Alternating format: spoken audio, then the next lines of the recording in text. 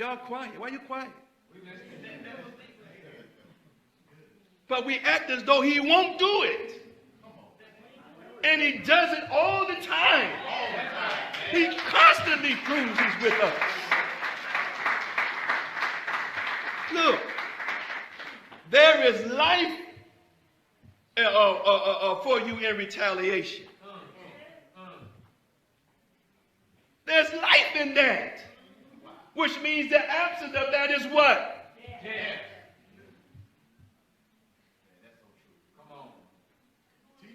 There's life in fighting. That's right. Your faith is strengthened when you stand up to a bully. What do you think you could tell David when he looked at Goliath and took him down? Come on. You couldn't tell David probably nothing. That his God is not with him. So they said when David went to war, they said Saul killed his thousands, but David killed his tens of thousands. Because David wasn't playing. David knew the God was with him. Sometimes we got to really discern or separate the milquetoast teaching that the enemy has given us. Some of us, while we are Muslims and believers, we still walk around with white folk teaching. Come on, man. Yeah.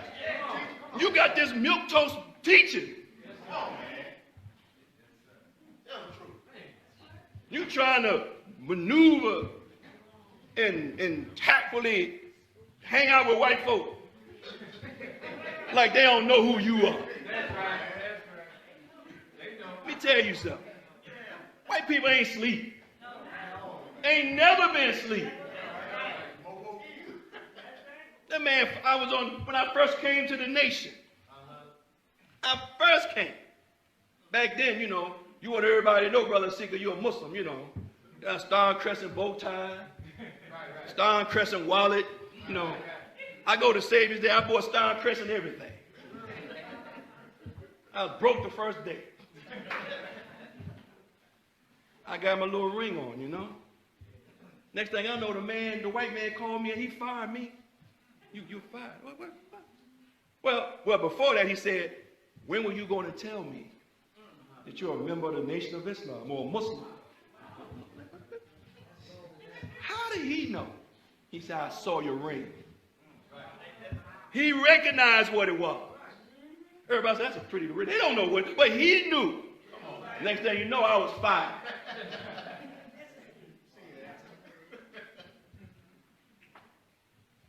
You can't wiggle this. Look, either you are or you're not. And even if you try to hide, you can't hide it because your glow shows them who you are. I went home to my mother just to see my mother because of issues, but she said, everybody that see you could see it on your face. We could see that something is going on with you. I look in the mirror, I don't know what she's looking at. I don't see what she sees. But that's my mother. She's not going to lie on me or lie to me. She knows what she sees. So you trying to hide. When you go to the job, they know who you are. So look. Hast thou not seen those to whom it is said, withhold your hands and keep up prayer and pay the poor rate? See, that's Islam. Say your prayers. Fast during the month of Ramadan. Give some zakat. And when you do that, yes, have you seen it? But when fighting is prescribed to them, lo, a party of them fear men as they ought to fear Allah. And with a greater fear. And then they ask God, oh Lord, why have you ordained fighting for us? Then they ask God, could you grant us respite to another time? Look at this. So some of us, we don't mind praying. Look at that, man. We don't mind fasting 3 days a month. Gives a couple dollars. But when it's time to fight, here come the Michael Jackson now. You know what I mean? You moonwalking now. Ain't gonna do no fighting. Why we gotta fight? What's wrong with you Muslims? See, y'all mean. Brothers walk around, don't never smile. Now what we got to smile for right now? When you in a fight, you ain't smiling in no fight. It's the true Islam, man. See, if the junction of fighting was distasteful to the believers during the time of the prophet, especially the ones weak in faith. They looked at the odds all the time. Like you can't fight City Hall odds, you know. You can't buck the system odds, you know. There's more of them than us. How we gonna win? We're in this little building, plumbing problems. Come on, man. Ceiling problems. Come on. Hell, if we ain't careful, in a few minutes the lights just might go out. It has happened.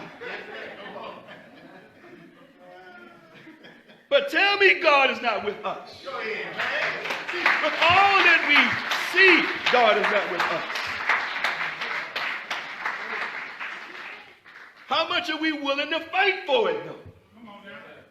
Anything worth having is worth what? Well, is Islam worth having? Then it has to be worth fighting for.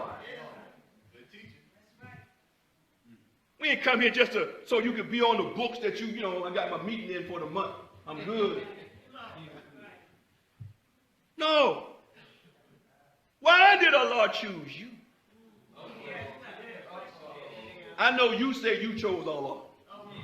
Look how crazy that even sounds. You chose Allah. You decided you're going to be a Muslim. No, Allah called you long time ago. Long time ago. And he put you in the proper hour. Now I'm going to tell you a little bit about you. I ain't got no crystal ball. But I know something from my teacher, Minister Farrakhan, about you. God didn't put you during the time of slavery because you wouldn't have made it. What you mean I wouldn't have made it? I know what you say.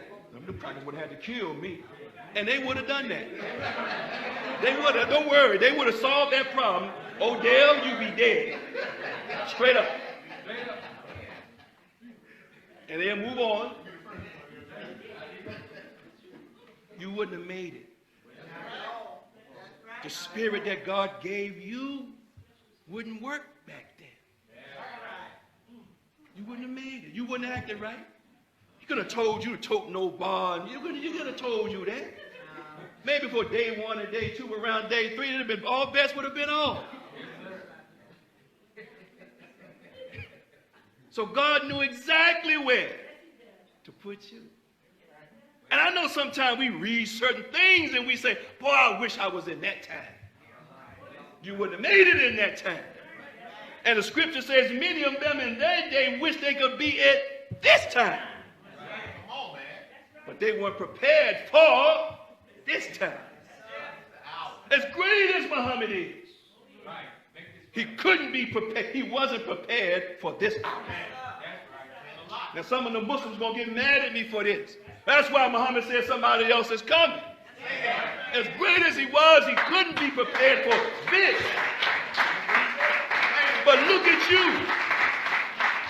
Look at me. Look at us. He put us here in this hour. The finest hour.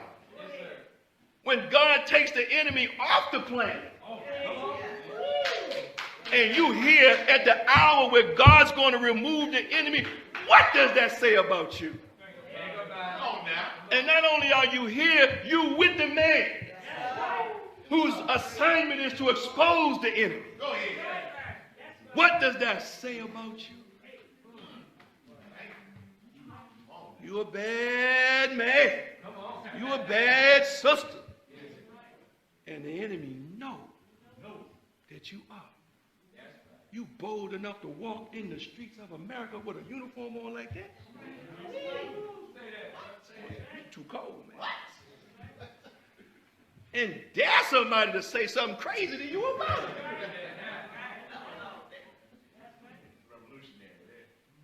You the real revolutionary. You the real soldiers. So now here come the fight. Here come the fight. I understand certain things. Look. Government. J. Edgar Hoover, I put that picture because I want you to know he's a Shriner. He's an enlightened individual. He ain't just no tobacco chewing down in the South, on a farm somewhere. He's a very wise. You don't get to be the director of the FBI and be a fool. He said, although the nation does not presently advocate violence by its members, the group does preach hatred of the white race and racial separation. Yeah, we do preach separation, all right. But look, the members of the Nation of Islam are organized and pose a real threat. What do you mean organized, Mr. Hoover? These are black people who learn to take instructions from other black people. We taught them to hate themselves.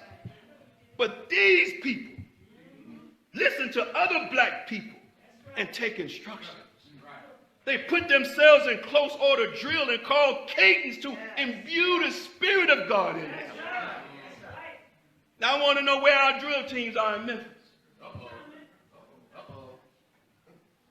They're real quiet. That don't move you. I'm asking a question. I mean, you ain't fired up over there.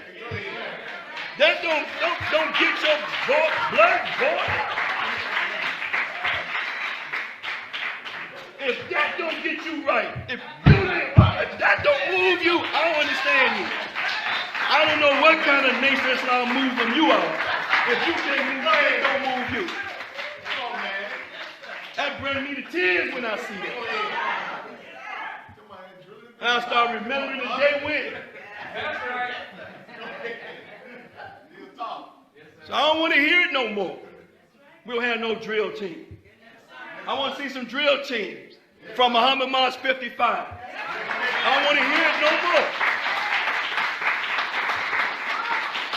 Sitting around eating honey buns, brother, riding in bean pie, getting fat. Talking about I don't know how to drill. Damn it, learn how to drill. Learn how to drill.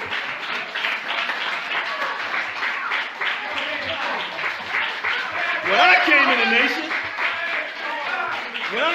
nation, you stomp every damn way. You in the shower, you stomping. Get on the elevator, you stomping. Every time you turn around, you're trying to learn how to carry these cadences out. If that don't move you, I don't understand. These members of the nation are organized. They take instructions from other black men and other black women. They are organized. When you see them, all of them ain't talking. They let one person talk. We ain't used to people like that. Then it said, and to top it all, this Nation of Islam is responsible for the largest black nationalist newspaper, which has been used by other black extremists. These people got their own newspaper. Brother Richard is holding up 3 of the 4 awards that the Final Call they got from the black publishers.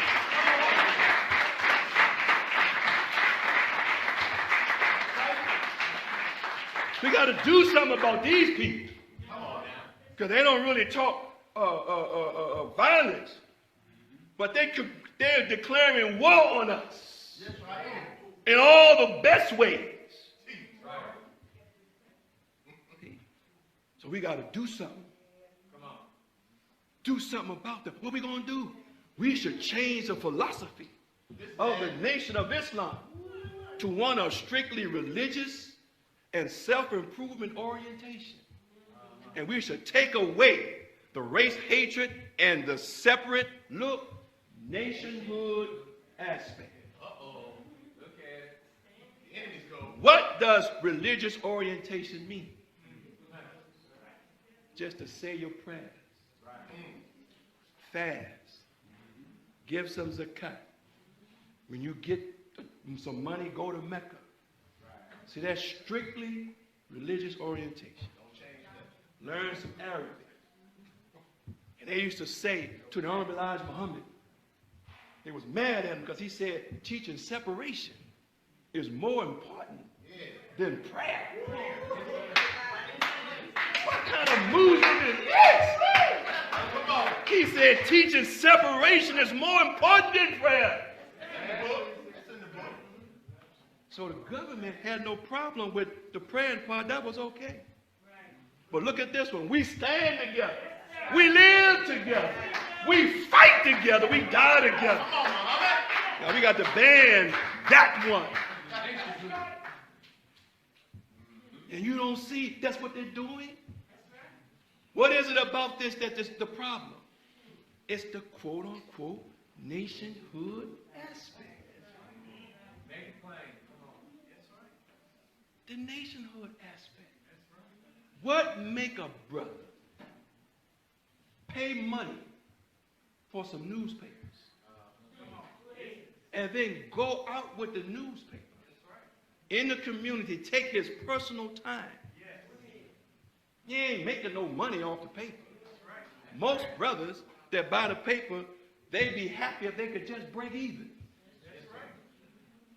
What is it they're doing? So you call it, we call it soldiering. We call it going after the dead. We call it fishing. We have these names that we use, but it's a nationhood aspect. That you go and you feel for your community. We could take the paper and put it in the little thing like everybody else. You can put some money and open it up and grab a paper. We smart enough to do that. But the paper is an avenue by which we exercise a nationhood aspect. And our presence among our people, they say the Muslims, the brothers. That's what they call us, the brothers. They call us suited and booted. That's how they call it, right? That's how they call us, the brothers. And they have an affectionate term for what they see. And whether they are in the nation or not, they have a level of respect for what they see. And this is contagious. It's warfare. It's spiritual warfare. They can't fool us. Well, they always trying, but they can't. See? So what they always want to keep away from us is the nationhood part. And I have to say this, and with all due respect to everyone. When Imam Muhammad came in the nation, he followed this. Whether he did it intentionally or unintentionally, I can't say. But he reduced the nation of Islam to strictly religious adherence. So he dismantled FOI. No more FOI or MGT class. There was no more officials, lieutenants, and captains. You did not have to go out with the Muhammad Speaks at that time, the newspaper. You didn't have to do it. So now those who are with Imam Muhammad, beautiful brothers and sisters, they know Arabic. I mean, they're brilliant. But in a community, it's not always what it should be. This nationhood aspect is what gets us in trouble. So, self. That's you. See? Over there, that's you over there. Before your mother knew you was there, you was there. And then the self splits. And it splits and it splits and it splits to you where you are now. And cells are still doing that when you right now. Self. But that's the lowest rung of you. So strictly religious adherence is the lowest rung of your faith. It's good, but that's not what God is after. That's where we start, but that's not where we have to stay. So a man has to go at a certain point. He has to reproduce himself. And he does that with a wife. So now the self is evolving. Because your wife is the other self. See, I heard Brother Nuri say the word brother, in the word brother is other. So in the word brother is other. So my brother is my other self. So whenever I see you, when I'm looking at you, I'm looking at my other self. So if I harm you, I'm literally harming myself. How logical is it for me to harm myself? What would you do if you saw a man hitting himself in the head with a hammer? It wouldn't take you 2 seconds before you say, he's crazy. Something wrong with him. Anybody who would hit themselves with a hammer, something wrong with that person. But the enemy allows this part. But he tends to leave us right there. But the higher form of self, the community aspect. See, that's what Jesus was talking about. See, Jesus said, lovest thou me, Peter? Lord, you know I love you. Feed my sheep. Feed my lambs. He said, I was hungry and you didn't feed me. And I was naked and you didn't clothe me. I was out of doors and you didn't shelter me. And they said, Lord, when did we ever do this to you? He said, inasmuch, if you have not done it unto the least of these, you have not done it unto me. Muhammad said that a Muslim is not a Muslim unless you want for your brother or sister what you want for yourself. See, the higher principle is what the enemy never wants us to reach. Because on the low run, you could still drive through the hood and see the hood and be okay with the hood. But if you evolve yourself, then you will never be acceptive of the hood. You want to conform or change the hood. And the highest rung of self is to change the world. And the baddest man doing that on the planet right now is the most honorable Elijah Muhammad, his teacher and the only Mr. Lewis Parker. And this is what you and I are being invited to. The higher rungs of self. That you can drink till your cup runneth over. But this gets us in trouble because the enemy doesn't want that. So either we could just, say, there's no compulsion in religion. Allah give him and the Lord take. We could talk like that. Or we can go to war. Either we can fight back, or you can let them keep punching at you. What brother would let his son or tell his son, don't fight back? Now, sisters, I don't know about y'all. I don't know a brother. I'm looking, how many brothers got sons? Which one of them would you tell, don't fight back?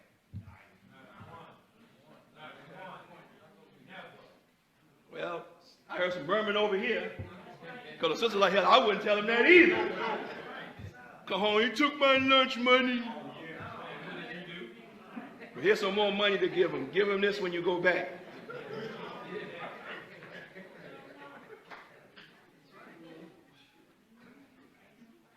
What? I better get off of that one. We don't talk like that. We teach our children they got to fight. And we teach them even if you lose. Make sure they know they was in a fight.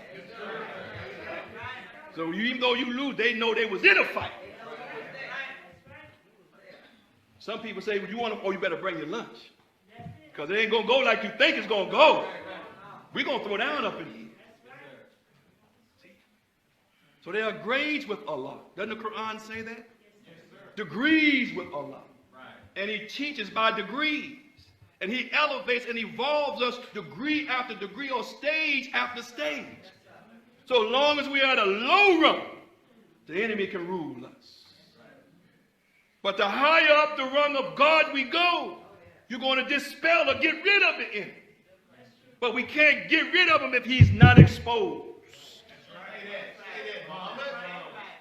But once you know who he is, you can automatically get rid of him. Even in our dynamics courses, you can't get rid of the engram until you know the engram is there. And until the engram is discovered or exposed, the engram can rule you. But once you know it's there, you say, what? And then your mind automatically disperses the engram. They don't want us to evolve with the man whose job it is to evolve us. Yes, sir. He came to make us gods. That's right. Gods. And exposing the enemy means he loses a lot of money. A lot of money. All over the place he loses money. See, righteousness is the enemy to this world. Wickedness is big business in this world. That's why they call it Sin City. How could you be in America, one nation under God, and affectionately call a place Sin City, and have church buses rolling up to Sin City?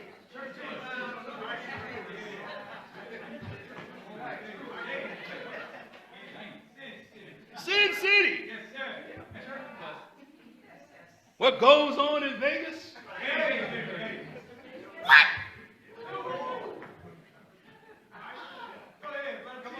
This is what we have. Because we are so low on the rung of wisdom of God that we think that it's okay to do both. Be righteous and this, see? And you can't serve two masters. You can't serve two masters. You got to love one and then go to war with the other. Because the other one ain't going to just back out. You got to go to war with the darkness. We are taught that Allah went to war with the darkness to produce the sun. He went to war with it and brought the sun into existence.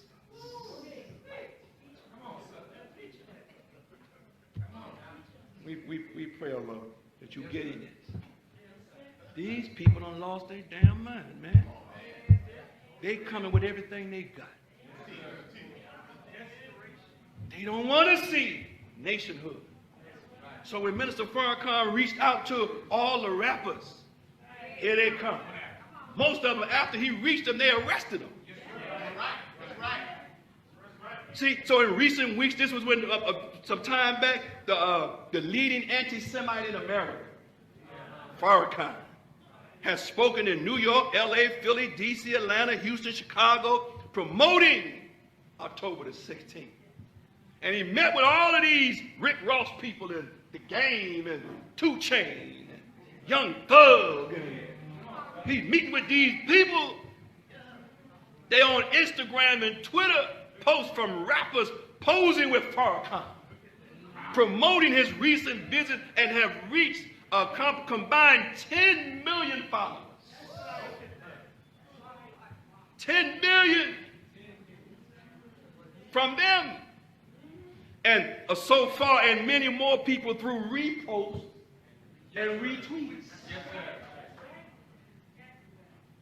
So, some rappers who have posted messages promoting Farrakhan or the Million Man March anniversary include Rick Ross with 3.2 million Instagram followers. The Game with 3.1 million Instagram followers. Birdman got stuff all on his face, but the Birdman got 1.6 million Instagram followers. 2 Chainz got 1.5 million. Young Thug got 1.3, and Scarface got 227,000 Twitter followers.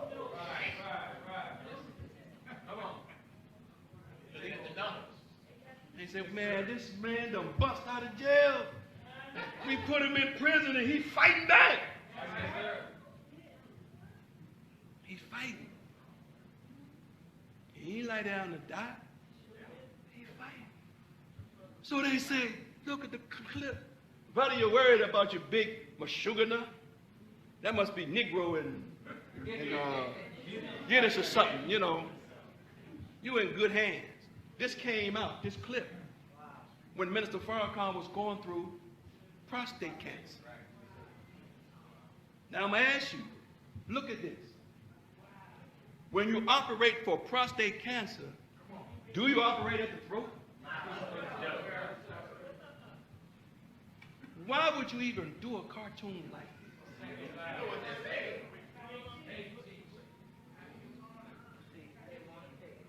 You in good hands, and they smiling. Got the line at his throat because they are afraid of what's in his mouth. That's the cancer to them. It's what's in his mouth. And we're going to fix what's in his mouth. And the way they do it is they come after you. And they get you and I shooken a little bit. They're going to come after your job. You can leave now. They still won't come after your job. They called me in on the job. I'm a good worker. What y'all laughing? Come on. I call everybody Mr. and Mrs. Yes, ma'am. No, ma'am. He said he went on my Facebook page. Say, I got some hate teaching on my Facebook page. Yeah. I'm like, really? From 2017. What is it? I got a clip of Farrakhan on my Facebook page. Can you write a letter about this?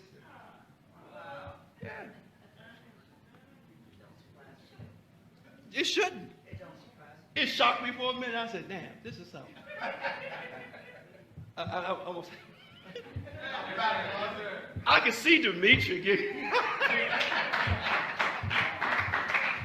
I can see Rashad. I wrote that letter too. I won't tell y'all what I said, but I let them know what I wrote the letter. Next thing I know, I'm in some article. Come on. Does the city know they have an anti-Semite racist as a supervisor over there? And then Rashad got me in that trouble. That was his fault. He put my clips and stuff up, and they showing all my stuff. See, but they coming for you too. Now they're attacking the prison. Do you know that they getting this money, $300,000 from the prisons? And in the article, they include Memphis. Yes, in the article. Included these other places, but then include Memphis. That's Andre. They already came for brother Demetri and Rashad. Now it's Andre. Now me. Guess who next? Oh, I know. Oh, see, fighting. Oh, I don't want to fight. Come on, Muhammad. You think that we're going to get out of this without going through something? So I told my wife, because I don't know what they're going to do. I remember that I showed my star and crescent ring. When I first came in there, they fired me. I don't know. But look, it is what it is, y'all. It is what it is.